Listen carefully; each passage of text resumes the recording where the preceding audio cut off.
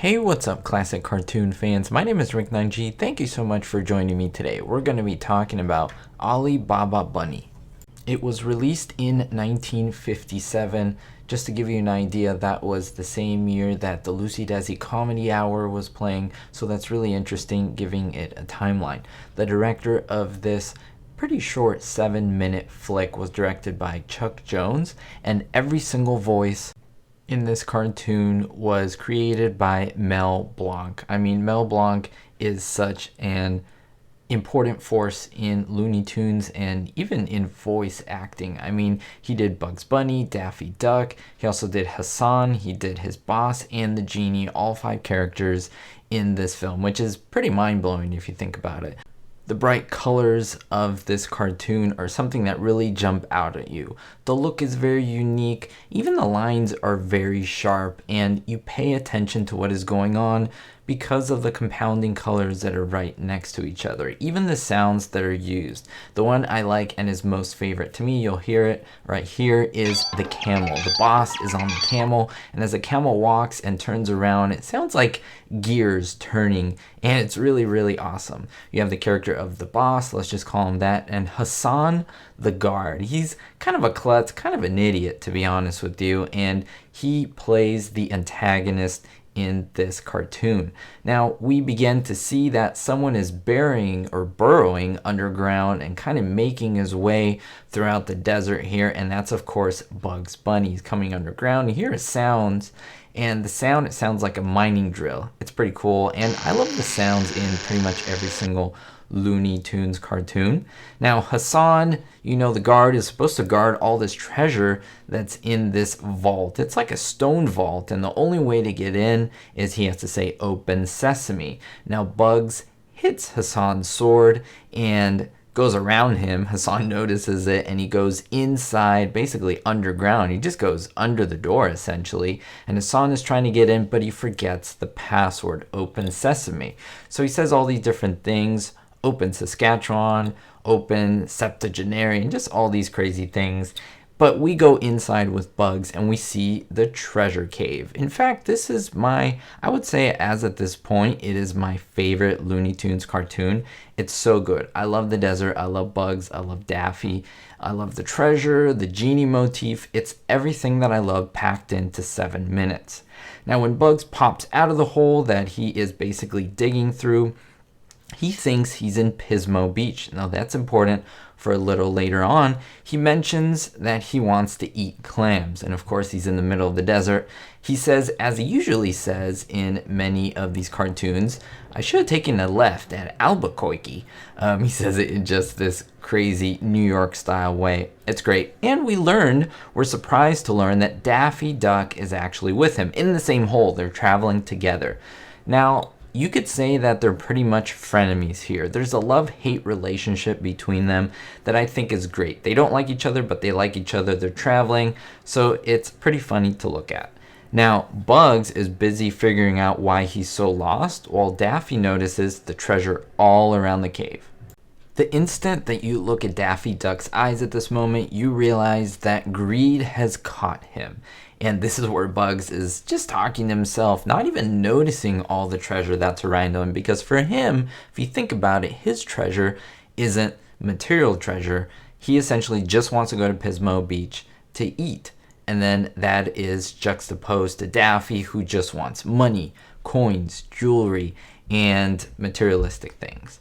Now, as this greed hits him, he decides to bury Bugs down into the hole. He's like, it's mine, mine, mine, all mine, all mine. Now, Daffy goes crazy. He dives in and out of the gold coins. And I'd like to note here that physics is out the window. I mean, he is diving in and out of all this jewelry, all these coins, like if it were water. Now, this is a pretty popular thing to do in cartoons where it's like money is so beautiful, so soothing that you can just swim through it. Apparently, the fact that it's metal doesn't bother anyone. But again, that's the cartoon world. That is how everything works. Now, Hassan is still outside at this point, trying to get in, and he finally accidentally guesses open sesame. So the door opens in and he rushes in, and he is seeing Daffy Duck about to steal something. So he runs from Hassan, a chase ensues, And Daffy is just screaming out to Bugs to save him. And he says, I'll even give you this diamond. Just here, take this diamond. I can have you appraise it. It's real and everything, almost like Daffy owns it. Bugs doesn't even care. And here's where you hear the Hassan chop. And this is the famous line of Hassan. You know, kind of, as I mentioned, the idiot of the group who, he's just a bumbling brute. That's all he wants to do. His job is just to guard the treasure. But interestingly enough, Bugs Bunny does not seem scared, even though Daffy does. Now, what Bugs does to help Daffy and himself, of course, he tricks Hassan into thinking that he is a genie. He is inside a bottle. Hassan releases Bugs and calls him master, which is the reverse, right? Usually the person who calls the other one master is the genie. The genie and then the master frees him. Well, this is reverse. And Bugs says, now you can call me master. And of course Hassan says, yeah, of course. And he says, hey, I'll give you all this treasure. How about that? And he does this crazy dance. And then they both escape. Now Hassan himself dives in and out of the gold. And that gives a little bit of time for them to run away. But Daffy steals another huge diamond, almost as big as himself, and he's chased by Hassan. And Bugs is outside in the desert still thinking about Pismo Beach. And with Daffy's cries, Bugs tries to help him. And he again dresses with a turban and tricks Hassan into going on a rope to the sky, and he makes him stay stuck up there, which is pretty funny, while Daffy hides in a turban. Now, they both gather all the treasure in this huge cart, and you may think, where does that cart come from? Well, I guess Bugs seems to have some type of powers. I mean, to think about it, he could do all these cool things, and Daffy can't. So it's really interesting to think about if we go deep diving into that thought. Now, Daffy finds a real lamp, and a real genie comes out of it after he rubs it. But he crams him back. He crams the genie back in there because he's like, no, this is all mine, all mine. I want this treasure. The genie gets super upset. And noticing this, even Bugs Bunny hides away. I think that's really important.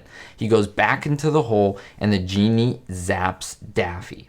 What happens? All of a sudden we see a cutscene where Bugs is at Pismo Beach eating clams. He's not really eating the clams. He's opening them up.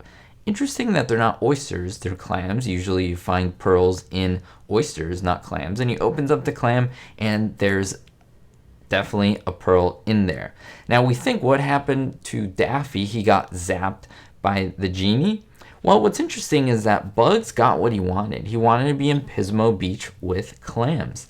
Now Daffy was super greedy, and in fact he got shrunk down. He got shrunk down by the genie, which is pretty funny, because he was greedy. He wanted more than he was supposed to be given. Now Bugs Bunny finds a pearl inside the clam, not the oyster, as I mentioned, and we see the little tiny Daffy running around, crawls up Bugs, and even goes into the little clam because, again, he's still greedy, clutching the little tiny pearl as it closes on him as he continues clutching that pearl, sealing his fate. And I think it's really interesting. Again, we may see this and just think that it's a cartoon, and that's why I love deep diving into these TV shows, movies, cartoons, and so forth, in this case, cartoons.